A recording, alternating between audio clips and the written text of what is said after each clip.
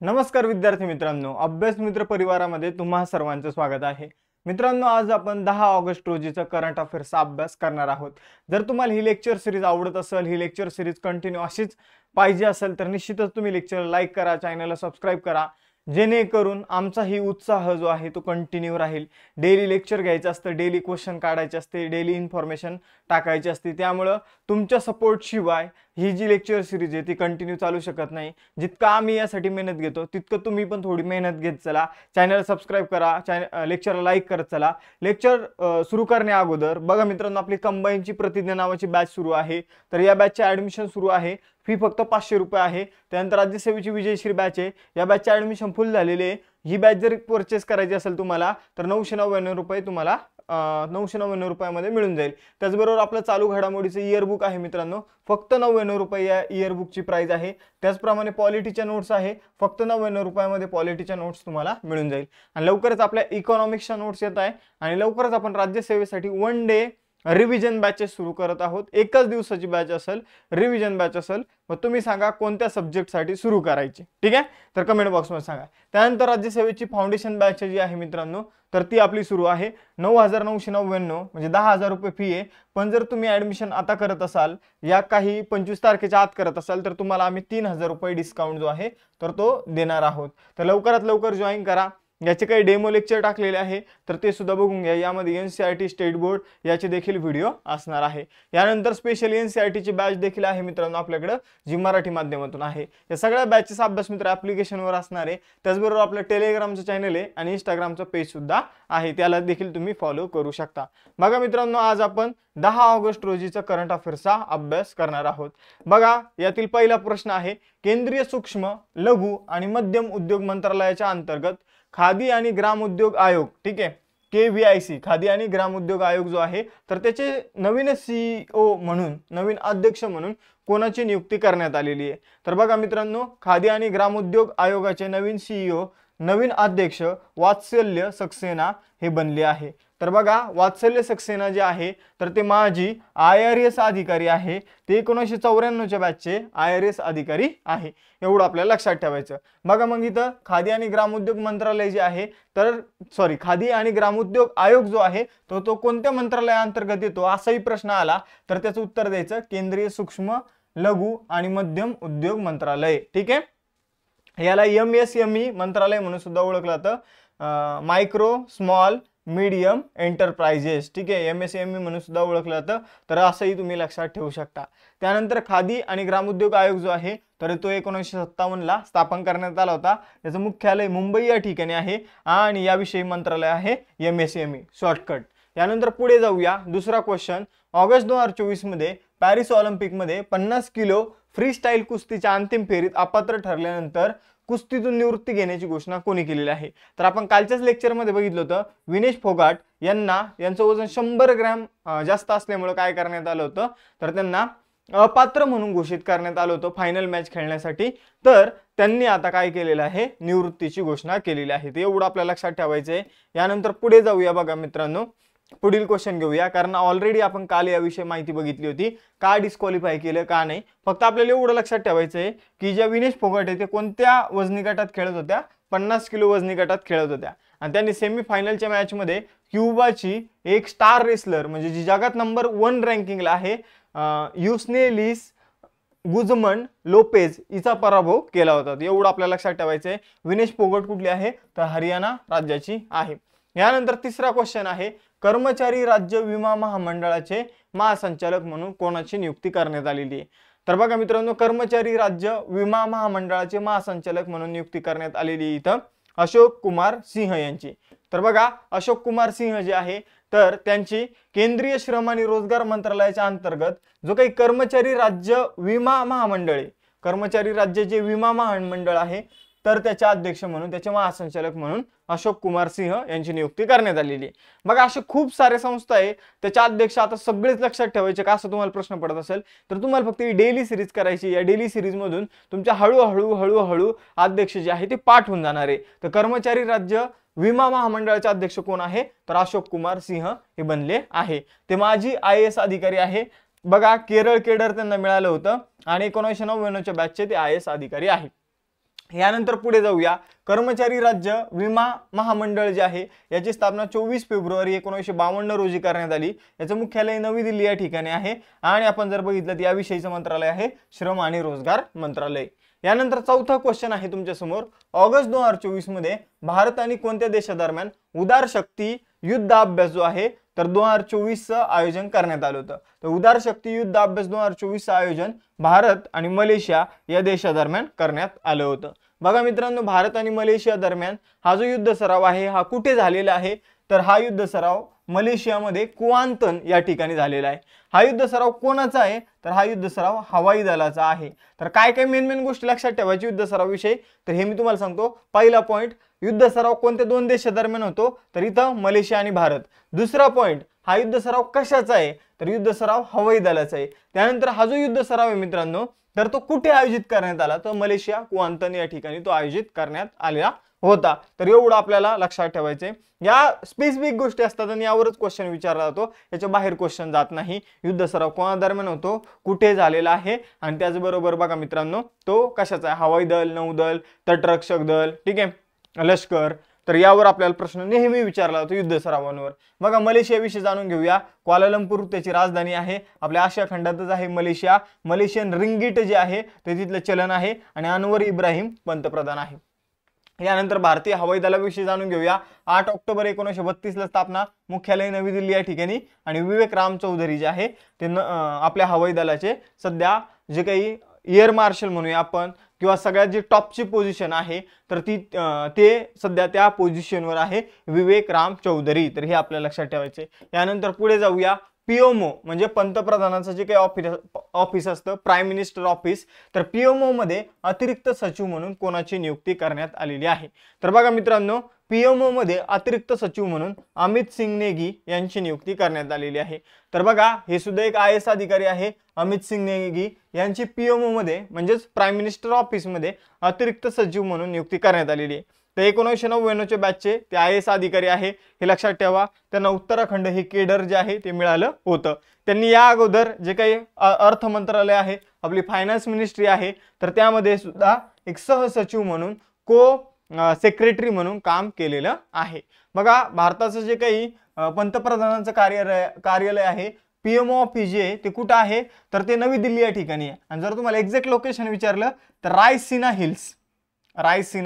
Hills, ठीक आहे, Raisina hills या ठिकाणी आपल्याला पीएमओ ऑफिस बघायला मिळतं नवी दिल्ली या ठिकाणी। याची स्थापना कधी झाली होती 1947 ला। यानंतर बघा 6वा क्वेश्चन, राष्ट्रीय भालाफेक दिन 2024 मध्ये कधी साजरा करण्यात आला तर राष्ट्रीय भालाफेक दिन 2024 मध्ये 7 ऑगस्ट रोजी साजरा करण्यात आला। तर बघा मित्रांनो 7 ऑगस्ट 2021 रोजी टोकियो ऑलिम्पिक झालं होतं आणि या टोकियो ऑलिम्पिक मध्ये भारताने गोल्ड मेडल जिंकलं होतं। भारताचा जो काही स्टार प्लेयर आहे नीरज चोप्राने, तर नीरज चोप्राने टोकियो ऑलिम्पिक मध्ये भारताला गोल्ड मेडल जिंकून दिलं होतं आणि त्याच्या स्मरणार्थ 7 ऑगस्ट हा जो दिवस आहे हा राष्ट्रीय भालाफेक दिवस म्हणून सेलिब्रेट करण्यात येतो। मग तुमचा आजचा होमवर्क क्वेश्चन हा आहे की जे काही सध्या पॅरिस ऑलिम्पिक चालू आहे तर पॅरिस ऑलिम्पिक मध्ये भारताने भालाफेक मध्ये कोणतं मेडल जिंकलं आणि जे सुवर्ण पदक आहे तर ते कोणत्या देशाला मिळालं, ही सगळी इन्फॉर्मेशन तुम्हाला आजच्या होमवर्क क्वेश्चन मध्ये द्यायची आहे। ठीक आहे, तर कमेंट बॉक्स मध्ये तुम्हाला त्याचं उत्तर द्यायचं आहे। ज्या सगळ्यात बेस्ट उत्तर द्यायचं असेल, सगळ्यात प्रॉपर मुद्दे ज्यांनी मांडून उत्तर दिले असेल आजच्या लेक्चर मध्ये जे काही मी तुम्हाला क्वेश्चन विचारणार आहे त्याची कमेंट आपण पिन करून ठेवूया। यानंतर पुढे जाऊया 7वा क्वेश्चन, कोणत्या देशाने G60 हा मेगा उपग्रह यशस्वीपणे प्रक्षेपित केला तर हे मेगा उपग्रह जे आहे तर टोटल 18 उपग्रहाचा एक आपण म्हणूया सेटच होता G60 नावाचे उपग्रह 18, तर ते अलीकडे कोणी प्रक्षेपित केले तर चायनाने प्रक्षेपित केले। तर बघा मित्रांनो तुम्ही ऐकलं असेल की जे काही एलोन मस्क आहे तर त्यांचा एक प्रोजेक्ट आहे स्पेस एक्स नावाने, त्यांची एक कंपनी आहे आणि त्या कंपनीने एक प्रोजेक्ट सुरू केलेला आहे। तर प्रोजेक्टचं नाव आहे स्टारलिंक। ठीक आहे, स्टारलिंक प्रोजेक्ट असा आहे मित्रांनो, यामध्ये अवकाशामध्ये हजारो उपग्रह, हजारो सॅटेलाइट जे आहे ते सोडले जाणार आहे आणि या सॅटेलाइटच्या माध्यमातून मित्रांनो इंटरनेट जे आहे ते प्रोव्हाइड केले जाणार आहे। सध्या जे इंटरनेट आहे ते जमिनीवर टॉवर उभे केले जातात आणि त्यांच्या माध्यमातून इंटरनेट प्रोव्हाइड केले जातं। पण आता एलोन मस्क यांचा प्लॅन असा आहे की आपण स्टारलिंक प्रोजेक्ट मार्फत सॅटेलाइटच्या माध्यमातून इंटरनेट जे आहे ते प्रोव्हाइड करू।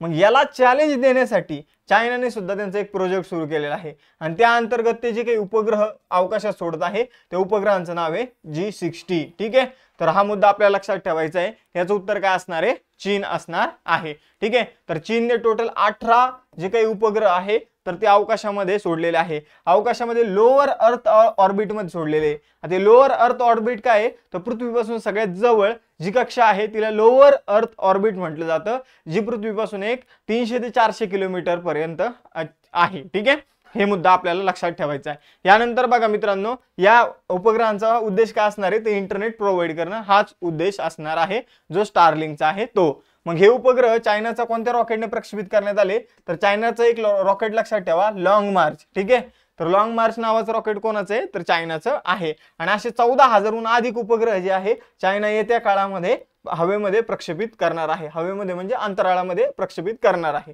यानंतर 8व्या क्वेश्चन कडे जाऊया। भारतासोबत संशोधन आणि सांस्कृतिक सहकार्यासाठी मैत्री अनुदान कोणी जाहीर केलेले? तर बघा, भारतासोबत संशोधन आणि सांस्कृतिक सहकार्यासाठी म्हणजे संशोधन क्षेत्रामध्ये आणि सांस्कृतिक क्षेत्रामध्ये काम करण्यासाठी मैत्री अनुदान भारताला कोणी दिलेले आहे तर ऑस्ट्रेलियाने दिलेलं आहे। मैत्री अनुदानाचा उद्देश काय असं जर तुम्हाला विचारलं तर संशोधन आणि सांस्कृतिक सहकार्य हा याचा उद्देश आहे। तर ऑस्ट्रेलिया आणि भारत मिळून जे काही संशोधन आणि सांस्कृतिक भागीदारीवर काम करत आहे आणि त्यासाठी ऑस्ट्रेलियाने भारताला मैत्री अनुदान जे आहे ते जाहीर केलेलं आहे। बघा, ऑस्ट्रेलिया जो आहे तो ओशनिया या भागात येतो। आता ओशनिया काय आहे तर ऑस्ट्रेलिया आणि ऑस्ट्रेलियाच्या आजूबाजूचे देश जे आहे त्याला ओशनिया म्हटलं जातं, ज्यामध्ये ऑस्ट्रेलिया येतो, न्यूझीलंड येतो, फिजी हे देश ओशनिया या भागात येतात। तर ऑस्ट्रेलिया स्वतः एक खंड सुद्धा आहे। बघा मित्रांनो, हा ओशनिया भागात येतो। याची राजधानी आहे कॅनबेरा, चलन आहे ऑस्ट्रेलियन डॉलर आणि पंतप्रधान आहे अँथनी अल्बानसी। यानंतर 9वा question, world telecommunication standardisation assembly 2024 चे आयोजन कोण करेल? तर बघा, वर्ल्ड टेलिकम्युनिकेशन स्टँडर्डायझेशन असेंब्ली 2024 चे आयोजन भारत करणार आहे। बघा मित्रांनो, भारत या जागतिक दूरसंचार मानकीकरण असेंब्ली, ठीक आहे, किंवा आपण याला वर्ल्ड टेलिकम्युनिकेशन स्टँडर्डायझेशन असेंब्लीचं आयोजन जे आहे ते भारतात केले जाणार आहे। कधी केले जाणार आहे तर 15 ते 24 ऑगस्ट या दरम्यान केले जाणार आहे। का केले जाणार आहे तर भारत काय करणार आहे, ही जी काही असेंब्लीचं आयोजन करणार आहे, या असेंब्लीच्या आयोजनामध्ये भारताची टेक्नॉलॉजी किती प्रगत झालेली आहे तर हे जगाला दाखवणार आहे, ज्यामध्ये 5G येणार, 6G, ठीक आहे, त्यानंतर AI, इंटरनेट ऑफ जे काही IoT आहे, ठीक आहे, IoTचा फुल फॉर्म एक्झॅक्ट काय आहे तर इंटरनेट ऑफ थिंग्स म्हटलं जातं त्याला। त्यानंतर क्वांटम टेक्नॉलॉजी, क्लाउड कम्प्युटिंग यासारखे जे काही आपण ज्या क्षेत्रामध्ये पुढे आलेलो आहे त्या गोष्टीचं प्रदर्शन भारतामार्फत केले जाणार आहे। ठीक आहे, यानंतर पुढे जाऊया मित्रांनो। 10वा क्वेश्चन, भारत सरकारने प्रथमच कोणत्या तणनाशक सहिष्णू पिकाची व्यावसायिक लागवड करण्याची परवानगी दिलेली आहे? तर एवढंच लक्षात ठेवा, भारताने अलीकडे एका तणनाशक पिकाची लागवड करण्याची परवानगी दिलेली आहे। तणनाशक पीक म्हणजे हे पीक लावल्यानंतर आजूबाजूला तणनाशक उगणार नाही, असं कोणतं पीक आता लागवड करण्याची परमिशन भारत सरकारने दिली तर बासमती तांदूळ जो आहे तर तो लागू करण्याची। आता हा बासमती तांदूळ कसा असणार आहे तर याच्यामध्ये अशा प्रकारचे जीन्स ऍड केले जाणार आहे ज्या बासमती तांदळाची लागवड केल्यानंतर आजूबाजूला तणनाशक उगणार नाहीये। ठीक आहे, तर असा जो बासमती तांदूळ असेल त्याच्या 2 प्रजातीची लागवड केली जाणार आहे, पूसा 1900 आपण म्हणूया 1979 आणि पूसा 1985, या 2 प्रजाती ज्या आहे तर त्यांची लागवड केली जाणार आहे। या प्रजातींना पाणी पण कमी लागतं, हे मिथेन पण कमी प्रमाणात बाहेर सोडतात आणि आपण जर बघितलं तर यामुळे भाताची उत्पादकता सुद्धा वाढणार आहे। ठीक आहे, यानंतर पुढे जाऊया मित्रांनो। भारतीय लष्कराने पर्वत प्रहार सराव कुठे केला? तर बघा मित्रांनो, पर्वत प्रहार म्हटलं ही पर्वतामध्येच केला असेल, पण आपण जर इथं जर ऑप्शन बघितले तर लडाख, हिमाचल प्रदेश, सिक्कीम, जम्मू काश्मीर सगळीकडेच पर्वत आहे। तर पर्वत प्रहार नावाचा जो काही युद्ध सराव आहे किंवा आपण म्हणूया लष्करी सराव आहे तर तो लडाख या ठिकाणी झालेला आहे। बघा मित्रांनो, भारतासाठी सगळ्यात मोठं आव्हान कोण आहे आता सध्या तर चायना आहे। पाकिस्तानपेक्षा मोठं आव्हान सध्या कोण आहे तर चायना आहे। आणि मग चायनाला रोखण्यासाठी आपलं जे युद्ध होणार आहे चायना सोबत, तर ते एक तर समुद्रात होईल, नाही तर हिमालय पर्वतामध्ये होईल. मग त्यासाठी आपण तयारी करत आहोत आणि हिमालय पर्वतामध्ये एक युद्ध सराव करत आहोत ज्याचं नाव आहे पर्वत प्रहार. आणि हा यावर्षी कुठे झालेला आहे, तर लडाख या ठिकाणी झालेला आहे. तर आपल्याला एवढं लक्षात ठेवायचंय. यानंतर पुढे जाऊया, लडाख विषयी जाणून घेऊया. हा एक केंद्रशासित प्रदेश आहे. पहिले जम्मू काश्मीर राज्याचा पार्ट होता, नंतर जम्मू काश्मीरला आणि लडाखला केंद्रशासित प्रदेश बनवण्यात आलं होतं. याची स्थापना जी आहे ॲज अ केंद्रशासित प्रदेश म्हणून 31 ऑक्टोबर 2019 साली झालेली आहे. याची राजधानी आहे लेह. ठीक आहे. आणि जे काही नायब राज्यपाल आहे ते आहे बी डी मिश्रा. यानंतर पुढे जाऊया. बघा, कोणत्या देशाने दुसऱ्यांदा कावा महिला व्हॉलीबॉल नेशन्स लीग 2024 विजेतेपद पटकावलं? तर बघा, कावाचा पहिले तुम्हाला फुल फॉर्म सांगतो, सेंट्रल एशियन व्हॉलीबॉल असोसिएशन. ठीक आहे. सेंट्रल एशियन व्हॉलीबॉल असोसिएशन महिला व्हॉलीबॉल नेशन लीग चे विजेतेपद कोणी पटकावलेले आहे? तर याचं विजेतेपद पटकावलं मित्रांनो भारताने याचा पराभव, या लीग मध्ये फायनल मॅच मध्ये नेपाळचा पराभव केला व्हॉलीबॉलच्या लीग मध्ये. हा मुद्दा लक्षात ठेवा. ही महिलांची व्हॉलीबॉल स्पर्धा होती. कोणती? तर सेंट्रल एशियामध्ये येणारे जे देश आहे ते यामध्ये खेळत होते. ठीक आहे. आणि मग आपण दक्षिण एशियामध्ये येतो तरी पण आपण यामध्ये पार्टिसिपेट केलं होतं आणि ही स्पर्धा काठमांडू या ठिकाणी झाली होती. एवढ्या काही गोष्टी लक्षात ठेवायच्या आहे. भारताला या स्पर्धेत गोल्ड मेडल, नेपाळला सिल्वर मेडल, तर इराणला ब्रॉन्झ मेडल मिळालेलं आहे. ठीक आहे.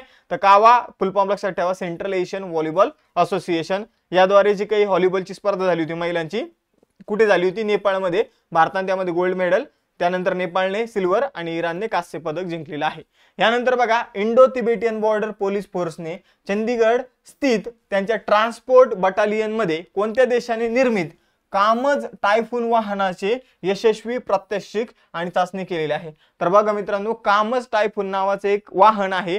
या वाहनाची चाचणी अलीकडे इंडो तिबेटियन बॉर्डर पोलीस फोर्सने केलेली आहे. मग हे कामज टायफून वाहन काय आहे आणि कोणी डेव्हलप केलेले? तर हे रशियाने डेव्हलप केलेले. आता हे वाहन काय आहे ते मी तुम्हाला सांगतो. बघा, जे काही बॉर्डरचा एरिया असतो त्यामध्ये लँड माइन जे आहे ते लावलेले असतात. ठीक आहे. आणि मग लँड माइन वरून एखादी नॉर्मल गाडी गेली तर त्याचा विस्फोट झाल्यानंतर ती गाडीचा सुद्धा विस्फोट होतो. ठीक आहे. गाडी पूर्ण नष्ट होऊन जाते.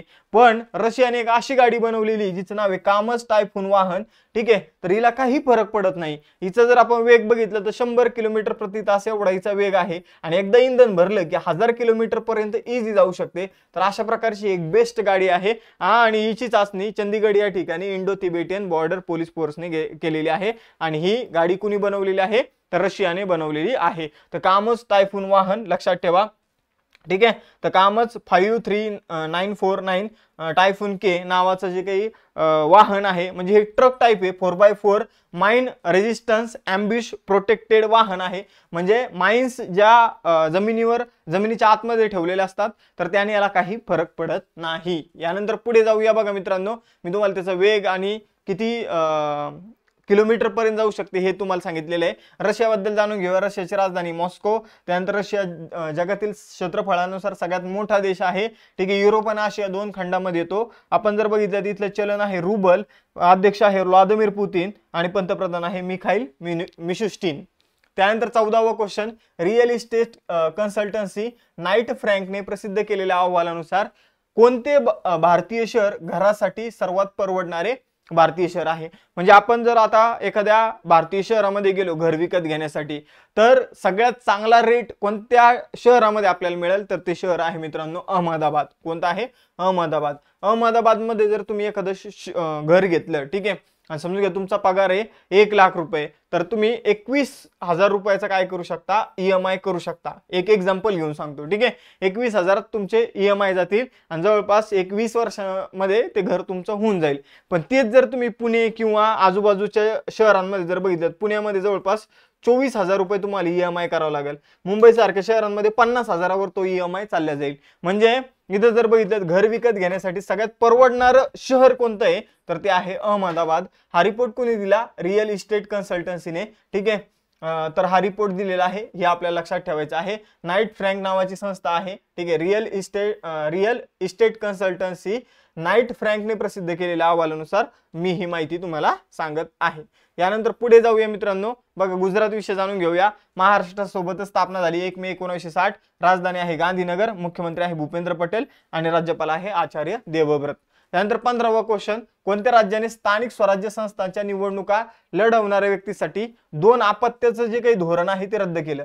तर बघा मित्रांनो, पहिले अशी एक तरतूद होती, म्हणजे आता ही बऱ्याचशा राज्यांमध्ये तरतूद आहे की जर 2 अपत्याच्या वर अपत्य असतील तर स्थानिक स्वराज्य संस्थेची निवडणूक लढवता येणार नाही. तर ही जी तरतूद आहे ही अलीकडे आंध्र प्रदेशने रद्द केलेली आहे. आपल्या देशाचा प्रजनन दर जर बघितला तर 2.1 आहे, म्हणजे 10 जोडपं जर घेतलं त्यांनी 21 मुलं आज आपल्याला बघायला मिळतात भारतामध्ये. पण आंध्र प्रदेशमध्ये जर बघितलं तर हा जनन दर फक्त 1.5 आहे, म्हणजे 10 जोडप्यांना 15च मुलं आहे. ठीक आहे, 15च मुलं आहे, काहींना 1 काहींना 2. म्हणजे आंध्र प्रदेशमध्ये प्रजनन दर जो आहे तो घटत चाललेला आहे आणि खूपच कमी होत चाललेला आहे. त्यामुळे आंध्र प्रदेश सरकारने हा निर्णय घेतलेला आहे.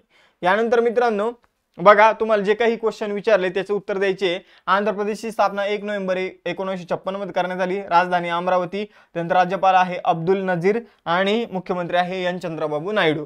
ठीक आहे, एक टेस्ट क्वेश्चन आहे. तर मी तुम्हाला टेस्ट क्वेश्चन सुद्धा दिलेला आहे ऑलिम्पिकचा भालाफेक विषयीचा. त्या व्यतिरिक्त अजून एक टेस्ट क्वेश्चन आहे बघा, कोणत्या देशाने G60 हा मेगा उपग्रह जो आहे तो अवकाशामध्ये प्रक्षेपित केला? कारण उपग्रहावर राज्यसेवेमध्ये ऑलरेडी कंबाईन मध्ये क्वेश्चन येऊन गेलेला आहे, म्हणून तुम्हाला याचं उत्तर द्यायचंय. त्याचबरोबर हा जो उपग्रह प्रक्षेपित केलेला आहे तो कशासाठी प्रक्षेपित केला हे देखील तुम्हाला कमेंट बॉक्स मध्ये सांगायचंय.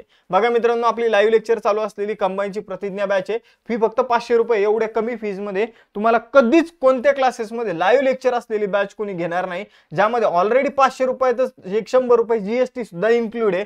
तर अशी बॅच तुम्हाला कुठेही मिळणार नाही. त्यामुळे जर कंबाईनसाठी बॅच जॉईन करायची असेल तर डोळे झाकून जॉईन करा. प्रॉपर आम्ही तुमची तयारी करून घेत आहोत. त्याचबरोबर राज्यसेवेसाठी ही रेकॉर्डेड बॅच आहे. त्यानंतर चालू घडामोडीची इयरबुक आहे, ज्यामध्ये 2023 ते 2024 चालू घडामोडी कव्हर केलेल्या आहे. त्यानंतर पॉलिटीचं शॉर्ट नोट्स आहे. ठीक आहे, दोघांची प्राइस 99 रुपये. त्याचबरोबर जर बघितलं तर राज्यसेवेसाठी आपली फाउंडेशन बॅच आहे. या फाउंडेशन बॅच मध्ये NCERT स्टेट बोर्ड आणि लाईव्ह लेक्चर सध्या सुरू आहे. त्याचबरोबर NCERT ची मराठी माध्यमातून सुद्धा आपल्याकडे बॅच आहे. या सगळ्या बॅचेस अभ्यास मित्र ऍप्लिकेशन मध्ये. त्याचबरोबर आपलं टेलिग्राम चॅनल आहे, इंस्टाग्रामचं पेज सुद्धा आहे. हे सगळ्यांना तुम्ही फॉलो करा, डाउनलोड करा. ठीक आहे, यामध्ये तुम्हाला अभ्यास विषय साहित्यच मिळणार आहे. जर लेक्चर आवडत असेल तर लेक्चर लाईक करा, चॅनलला सबस्क्राईब करा आणि या व्हिडिओला जास्तीत जास्त गरजवंत विद्यार्थ्यांपर्यंत शेअर करायला विसरू नका. चलो bye bye everyone, have a nice day.